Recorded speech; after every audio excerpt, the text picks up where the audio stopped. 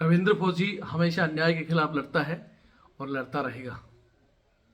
लेकिन मैं चाहता हूं कि मैं अगर जिन लोगों के लिए लड़ रहा हूं वो भी सेल्फिश ना बनकर दूसरों के लिए आप भी लड़ना सीखो। जब आप किसी के लिए आवाज़ उठाओगे तो आपके लिए भी कोई आवाज़ उठाएगा। आप कहते हो ना कि सर हमारी आवाज़ कोई नहीं उठाता, तो उन युवाओं से कहता हूं कि आप दूसरों की उठाओ तो दूसरे आपके उठाएंगे। बाकी सुप्रीम कोर्ट केस की एक नई अपडेट आई है। पहली बार मैंने ऐसी चीज़ें देखी हैं जिसमें एक नया कॉलम बनाया गया है कि 39 केस पेंडिंग हैं डिफेंस के, सेना पैरामिलिट्री फोर्स, और उसमें हमारे केस को भी 0 रैंकिंग देकर पेंडिंग में डाला हुआ है। इसके पीछे क्या एक बड़ा खेल हो सकता है वो मैं आगे इस वीडियो में बताऊंगा। मैं चाहता हूँ वीडियो को पूरा देखें और शेयर करें। कोई भी नई अपडेट आती है, जब कोई ठोस आती है तो मैं ज़रूर वीडियो डाल देता हूँ। जय हिंद, जय भारत, वंदे मातरम। मैं रविंद्र फौजी आज इस वीडियो के माध्यम से मैं मेरे युवा साथियों को बताना चाहता हूं कि हमारे सुप्रीम कोर्ट केस का क्या हो रहा है। बहुत से साथियों का लगातार अभी भी मैसेज और कॉल आ रहे हैं। कॉल तो मैंने बहुत कम इस समय उठाए हैं और उसका कारण मैंने बताया कि तबीयत लगातार, बुखार कुछ दिन सही होता है और फिर आ जाता है, इसलिए मैं ज़्यादातर कॉल नहीं उठा रहा हूं। लेकिन फिर भी बच्चे मैसेज करते हैं कि सर क्या होगा, तो मैं आज इस वीडियो के माध्यम से आपको बता देता हूं। एक तो बार बार कह रहे हैं कि सर तारीख कब आएगी, तो आप सभी को पता है बहुत से बच्चे तो पढ़े लिखे हैं तो आप उसमें देख सकते हो अभी तक ना तो टेंटेटिव डेट आई है। मैंने आपको प्रोसीजर बता दिया था कि पहले जो ये चल रहा है केस में डिफेक्ट का जब क्लियर हो जाएगा तो उसके बाद केस नंबर मिलेगा। केस नंबर मिल चुका है। अब टेंटेटिव डेट या एक तारीख मिलेगी, उस तारीख के बाद ही हमें पता चलेगा कि सुनवाई कब होगी। अब उससे पहले हमारे कुछ साथी कह रहे हैं कि भाई उनकी बात हो रही है 27 को होगा या फलाना, तो मैं इन चीज़ों पर विश्वास नहीं करता हूं। जब उसमें आ जाएगी तारीख तो मैं अपने चैनल के माध्यम से आपको बता दूंगा किस दिन सुनवाई है। बाकी होगा क्या, बहुत से बच्चे अभी कहते हैं कि क्या हम जीत पाएंगे या नहीं, क्योंकि इंतजार करते करते जो समय बीत गया और जो बीत रहा है बहुत बच्चों के लिए पहले भी नुकसानदेह था और अभी भी। तो उसके लिए भी मैं कहना चाहता हूं। सबसे पहले एक चीज आपको बता दूं कि इस समय बोलते हैं ना कि हमारे देश में ऐसी स्थिति हो रही है कि बिन मौसम बरसात जिसने किसानों की फसल को बिल्कुल बर्बाद कर दिया, यानी भगवान भी साथ नहीं दे रहा। उसके बाद जिसको हमने चुनकर मोदी जी को गद्दी पर बैठाया और सबका साथ सबका विकास बोलते थे, उन्होंने अग्निपथ योजना बनाई और इन युवाओं की मेहनत कैंसिल कर दी। एग्जाम ज्वाइनिंग ये भी नहीं देखा कि भाई इनकी 5-5 साल मेहनत का क्या होगा। अरे भगवान तो प्रकोप करता ही है, हर साल किसान मेहनत करता है और जब बारिश फसल कटने वाली होती है तो ओलावृष्टि आ जाती है। तो इस समय मार किस पर पड़ रही है? किसान, जवान, आम आदमी पर। भगवान की मार किसान झेलता है, फिर मेहनत करता है। लेकिन इन बच्चों के पास तो वो भी सिस्टम नहीं छोड़ा कि ये दोबारा मेहनत करें। एज का ऐसा सर्कुलेशन कर दिया कि ये तो बाहर ही हो गए। इनके सपने जो आर्मी में जाने थे वो भी नहीं आ पाए। तो भैया किसानों के साथ उसने और हमारे साथ इस मोदी जी ने अन्याय किया है। तो ये एक संदेश तो मेरा याद रखना कि 2024 में ज़्यादा से ज़्यादा हमें बीजेपी MP MLA को अग्निवीर बनाना है। अगर आपको लगता है कि हाँ इन्होंने हमें दुख दिया है, हमारे माँ बापों को दुख दिया है, तो भैया आप कम से कम आप अपने रिश्तेदार, माँ बाप को एक कहो कि इनको अग्निवीर बनाने की तैयारी करो। हम कुछ नहीं कर सकते, बदला तो ले सकते हैं। मैं तो मेरा कर्तव्य कर रहा हूं, आप करोगे या नहीं करोगे मेरे को पता नहीं। तो ये छोटा सा संदेश था। अगर आपको सही लगे तो कम से कम इसको ज़्यादा से ज़्यादा शेयर जरूर करें सभी बच्चों तक।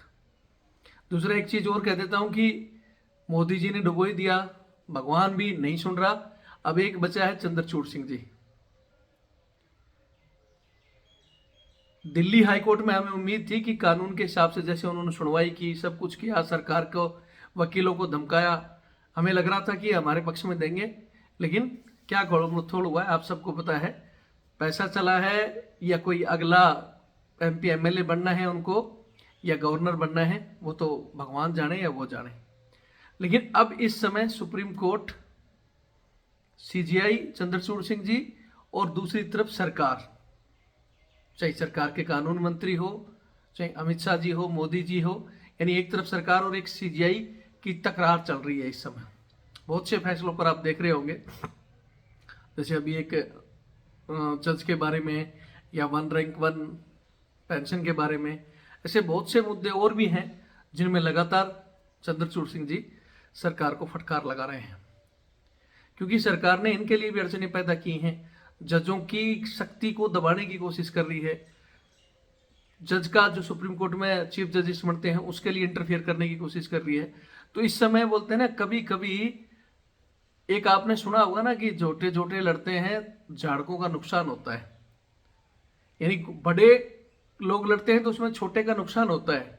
लेकिन कभी कभी कुदरत ये करता है कि बड़ों की लड़ाई में छोटों को फायदा भी होता है, यानी इस तकरार का फायदा हमें मिल सकता है।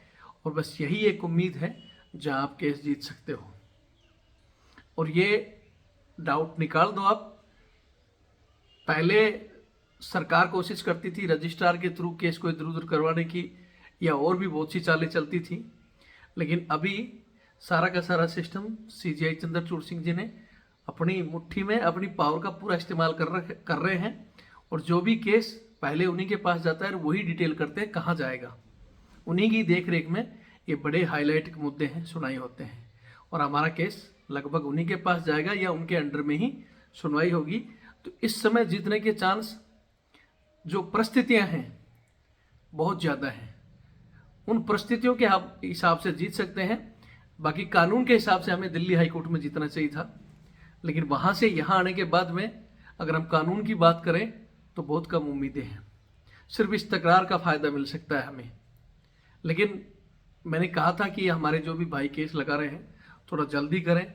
जैसे डिफेक्ट क्लियर करने में भी एक तरफ तो कहते हैं हमने जल्दी कर दिया था, लेकिन उन्होंने 15-20 दिन तकरीबन लगा दिया। और अभी कह रहे हैं हमारी बातें चल रही हैं। ये है आजकल सारा कंप्यूटर सिस्टम है, कंप्यूटर जनरेट करता है, ऑटो जनरेट होती है किसको कब तारीख मिलती है। और एक आप देख ही रहे होगे, उसमें आप देखोगे ये पहली बार हुआ है कि 39,3900 केस पेंडिंग दिखा रहे हैं डिफेंस के। एक नया कॉलम बनाया गया है और उस पेंडिंग केस में ही हमारे केस को डाल दिया गया है, जिसकी पेंडिंग रैंकिंग 0 दी है, यानी आप अभी वहां से शुरुआती पे हो। यानी ये दिखाने के लिए कि कोई आवाज न उठाए, कोई बोले नहीं कि यार हमारा मुद्दा है, ये है फलाना, ऐसा करके कंप्यूटर दिखा रहा है। तो इसके पीछे भी कहीं ना कहीं कोई क्या खेल हो सकता है, ये समय आने पर मैं आपको बता दूंगा। ठीक है। बाकी मैं, आप लोग कहते हो कि भाई अपडेट दो, तो मेरे पास कोई अपडेट आए या ठोस अपडेट आए तो ही मैं देता हूँ।